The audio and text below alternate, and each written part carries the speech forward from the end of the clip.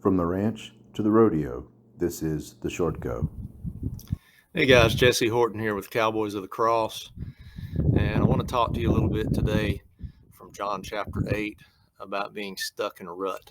I think most of us have been at a point in our lives where we feel like things aren't progressing at all, like we just go through the motions day after day and we're not experiencing any kind of progress, any kind of victory, whether that be in our careers or in our families, in our churches, maybe even in our rodeo and bull riding careers. I think the farmers around here in this area are kind of experiencing the same thing. Uh, this year is going to be really tough for them. Uh, Fuel prices are out the roof. Fertilizer cost about 4 times as much as it did this time last year. And yet they're going through the same motions. They're doing the exact same thing that they did last year and the year before and the year before. But this year they're really asking the question, how are we going to make ends meet? How are we going to make any progress here? I think we can be that way in our faith too. We can get places in our faith where we're just not experiencing progress and victory the way that we should. In John chapter 8, beginning at verse 12, Jesus tells a group, I am the light of the world. Whoever follows me will not walk in darkness, but will have the light of life. And the Pharisees begin to argue with him.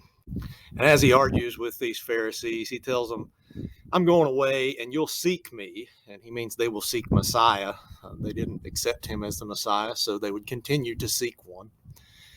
You will seek me and you will die in your sin. Where I am going, you cannot come.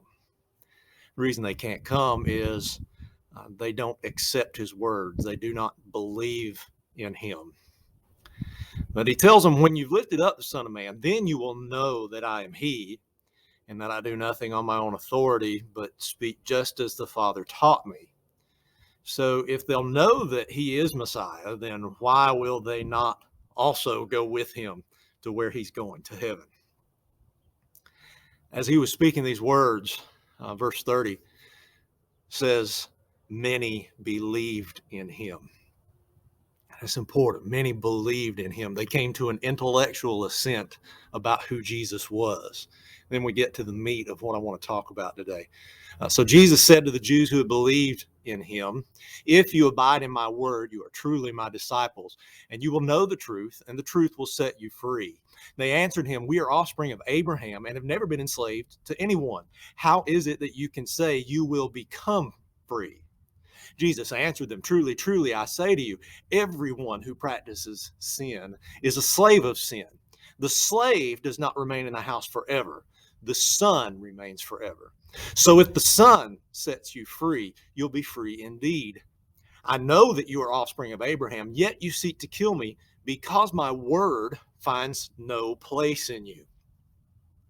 So Jesus is talking to Jews who have believed in him. They have come to an intellectual assent, an agreement that, yes, Jesus is who he says he is. He is the Son of God. He is Messiah. The problem is, Jesus says, his word finds no place in them. And he tells them the remedy for this is, you have believed in me. Now, if you will abide in me. And if you look at John chapter 15, we know that abide means to obey. If you obey the words that I say, if you obey the commands that I give, then you will truly be my disciples. Then you will know the truth. And then you will be set free. But free from what? Free from what? They say they've never been slaves. Jesus reminds them, everyone who practices sin is a slave to sin. He's saying you are slaves of sin, and the only way to be set free from that is to abide in me, obey the commands that I give, obey the words that I say, and then you'll know all of the truth. And all of that truth is what will set you free from the slavery to sin. Do you feel like you're trapped today? Do you feel like things just aren't adding up? Things aren't coming out the way they're supposed to? Well, maybe it's because you've come to an intellectual assent. about who Jesus is, but you haven't yet committed to following him and abiding in his word. I hope that gives you some encouragement about a good way forward today. Love y'all.